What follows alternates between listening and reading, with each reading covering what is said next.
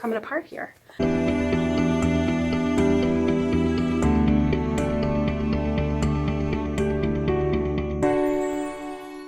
Hey y'all, it's Erica from The Broken Spine. Welcome back to my channel, and if this is your first time here, thank you for stopping by.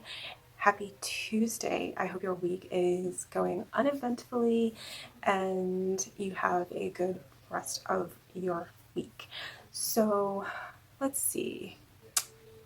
Tuesday, next week, I will be getting my first COVID vax, and I'm excited. It is on 4/20, so if you are familiar with 4/20 in the States, I don't know if this takes place anywhere else, but in the States, it is National Weed Day.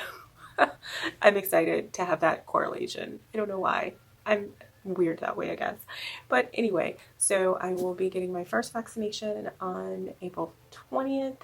And let me tell you, if you have tried to play the Russian roulette of refresh and clicking and typing as fast as your little fingers can type in order to register and then go back in and try and get an appointment, and it's like the infernal, it's like, I call it, it's like the beach ball that you get on your computer screen, and it's like, oh my gosh, I have the beach ball of death that's just like spinning and spinning. That's how I felt, like trying to get registered for, not registered, but trying to get an appointment, and like the first available appointment that that came up for me was like an hour away, and I was like, do I go or do I not go? And then I looked at the time and I was like, oh no, no, no, no, no, no, no. I'm certainly not going, because it was like in the heart of rush hour.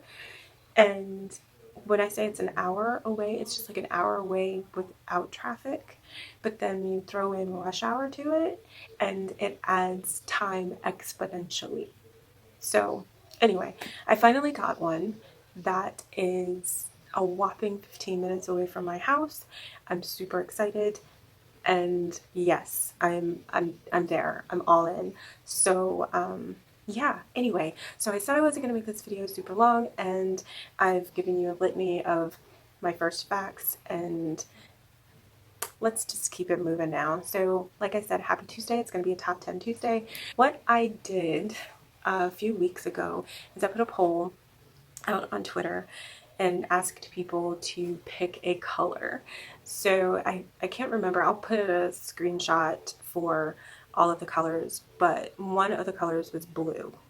And I was really kind of hoping that the majority wouldn't go blue, but it did. What my plan was to come up with a blue TBR, and then I was like, no, I don't want to do a TBR. Didn't end up doing a TBR.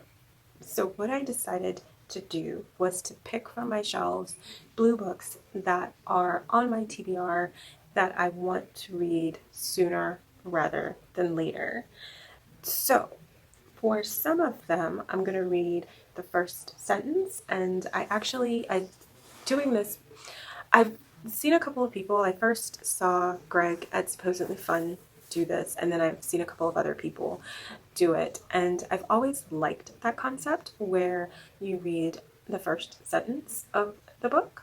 So I'm gonna give it a go. If you like it, let me know in the comment section below. If you think that I can do without it, let me know in the comment section below as well. Or if you have any other suggestions. Me personally, like when I'm going to buy a book, some of the things that I do, I'll read like the beginning, I'll open the book to a random page, and I'll read that. And sometimes I will read like the last paragraph or so. So if you'd like for me to do any of those options as well, again, let me know in the comments section below. And yeah, why don't we just go ahead and get started? I've got my 10 books here. I'm not going to lift it up. You saw it in the thumbnail. The first blue book that I have on my TBR is Henning Mankell's Faceless Killers, and this is a Scandinavian or Swedish mystery thriller, and it's about a farmer, an elderly farmer, and his wife. They're bludgeoned to death. The wife is found with a noose around her neck. Kurt Wallander is called to the scene, and the elderly farmer's wife is still alive.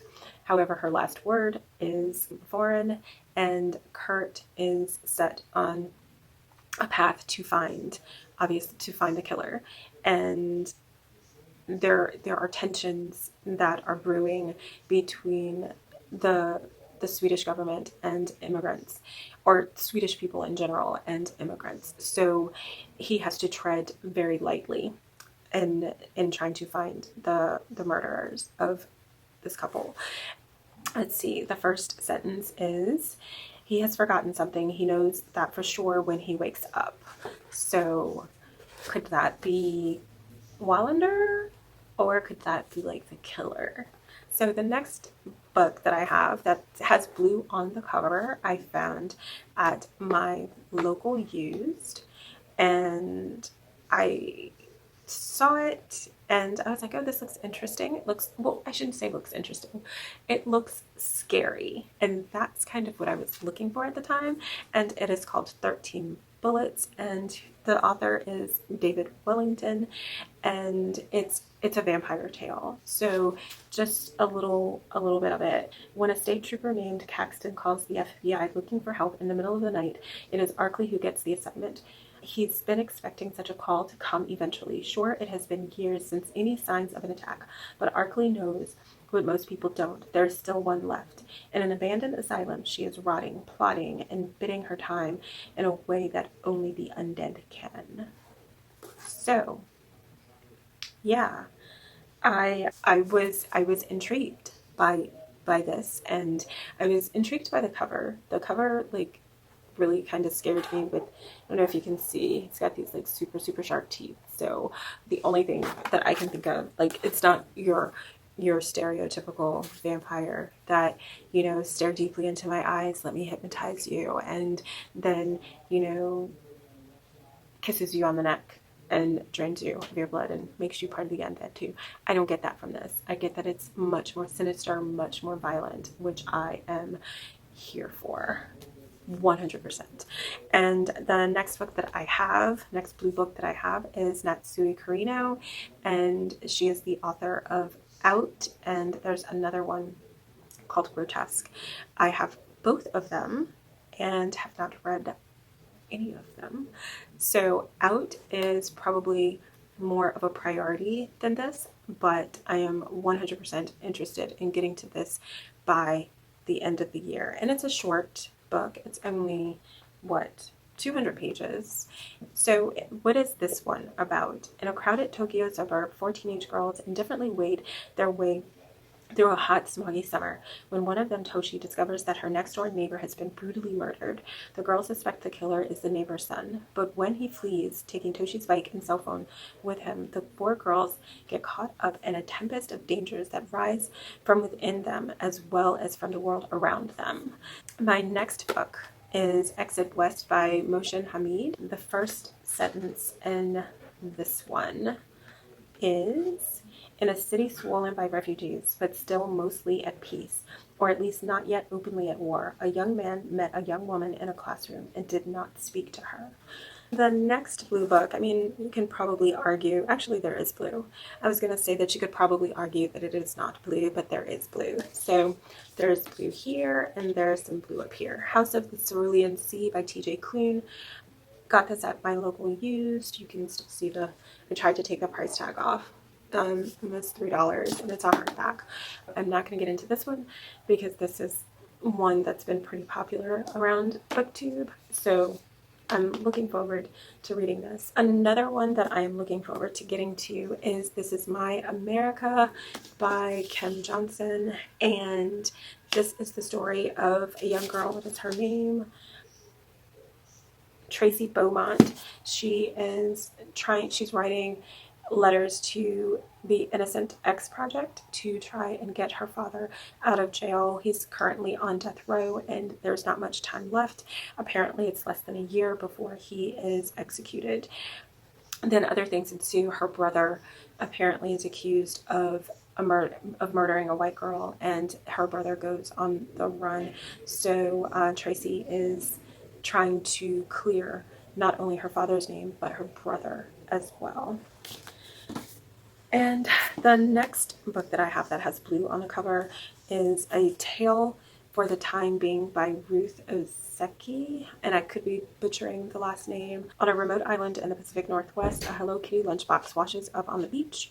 Tucked inside is the diary of a 16-year-old Japanese girl named Nao Yasutami. Sorry. Ruth, a writer who finds the lunchbox, suspects that it is debris from Japan's 2011 tsunami. Once she begins to read the diary, Ruth quickly finds herself drawn into the mystery of Nao's fate. Meanwhile, in Tokyo, Nao, uprooted from her home in the U.S., bullied at school, and watching her parents spiral deeper into disaster, has decided to end her life. But first, she wants to recount the story of her great-grandmother, a 104-year-old Zen Buddhist nun, in the pages of her secret diary.